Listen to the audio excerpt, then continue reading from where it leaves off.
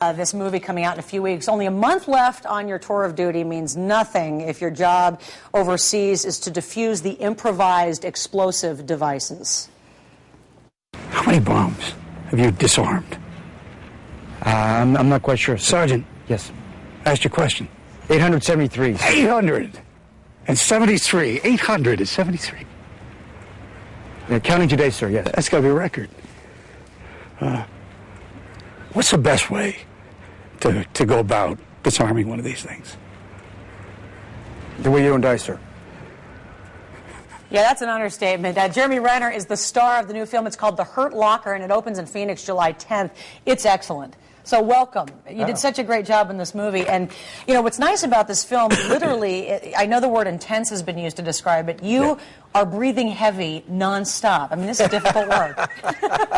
Well, it sounds like, you know, it could be a lot of fun if you're breathing heavy. Well, I don't know. There's no fun to be had. No fun to be had. It wasn't a fun breathing heavy, that's for sure. I read that you had very strong reactions when you read this script. Does that happen all the time when you read scripts? No, I think it's one of those things where you're either truly affected by something or you're not.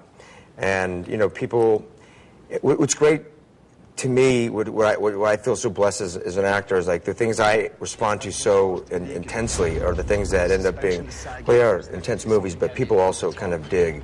So it's kind of nice that it goes hand in hand there. It's excellent. It's amazing, though. You watch this film and you think, who in the world would want to work voluntarily with bombs? And you met some of these guys. Yeah. What are they like? It's a volunteer part of the Army, and that it's that you get the gamut of them. You know, some guys just they're almost like guys that would want to work on computers or just the intricacy of all that stuff. Some of them are socially not quite, you know, that great. Right. Some are, you know, big brawny guys. Some are, you know, big chubby guys with a clicker in their hand drinking a beer. That it's runs across the board. But what they all have is an insane mental toughness that they all have that. Well, what's great about your character is you portray that, but you also are kind of a maverick. You're a little bit wild in your methods. Yeah. There was not really anybody except maybe one guy in all of EOD that I was aware of that James, my character, really exists. So it was hard to sort of go off of. I had all these guys helping me out, but like none of them were like that. They always tell me about this one guy that would go up to an IED and kick it. And if it didn't, he would. He'd kick it. If it didn't go off, he's like, I won.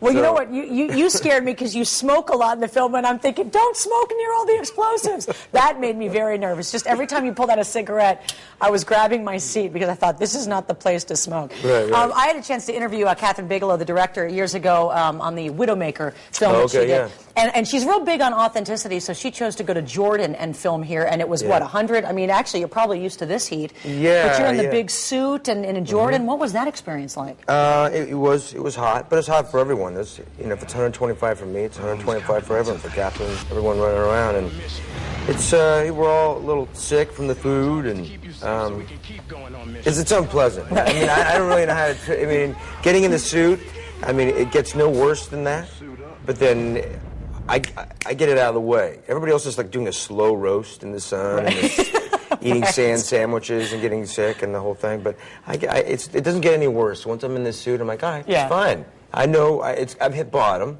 and they don't know what that's like yet. Yeah, we're used to the slow roast actually here in Arizona. Yeah, exactly. You've been in some really big films. I know you were in SWAT with Colin Farrell, The Assassination of Jesse James with Brad Pitt. You're one of those actors where it amazes me that you're not a bigger name because you always do such a great job. Are you just real picky with your parts?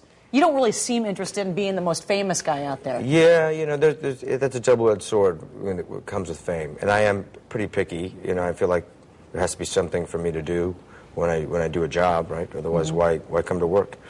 And you know, the idea of being famous isn't really that interesting to me.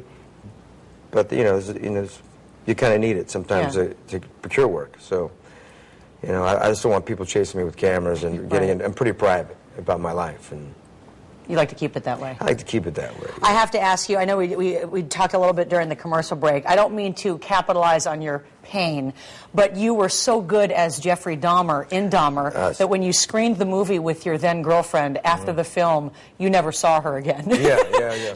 And you said, okay, in all honesty, things were kind of on the outs before, but I would imagine that kind of put her over the edge. I'm out of here. This guy's too good as Dahmer. Yeah. I don't let anybody I've ever dated watch that movie. My mom didn't talk to me for a while after that movie. Really? Yeah. Just really affected by it. It's not the greatest character. I can't even watch it. I mean, and it's really not. It's not scary or anything. If anybody hasn't seen disturbing. it, it's just a slow, creepy sort of take on a really scarred individual. You know, it's. I have a feeling your family will like this film better. Yeah, I think so. Yeah. I think so. My mom was very happy that I was playing a good guy. You know, instead of like Dahmer and all those other bad guys, she doesn't like that. No, that's not good. Are you going to be doing romantic comedy with Hugh Grant next, or what are you doing? No, so I don't know if I won't go that fluffy. Yeah, High School Musical 4. Me and Zach, what's up, buddy? You want to do this? I want to mention Jeremy Renner in The Hurt Locker. It comes out, I want to say it's at Harkins Campbellview on July 10th. But if you get a chance to go to the East Coast or New York, I think it's out. Maybe, is it this week or next week it's out? Yeah, this weekend, Friday. All right, you don't want to miss it. And quite frankly, the other film that is opening this week, Transformers 2. Yes. Your movie was better. Oh, yeah. But we're talking to the cast of that film later, so I can't be too brutal. Jeremy Renner, thanks so much, and congratulations on all your success with everything. Thank you so much. We'll be right back.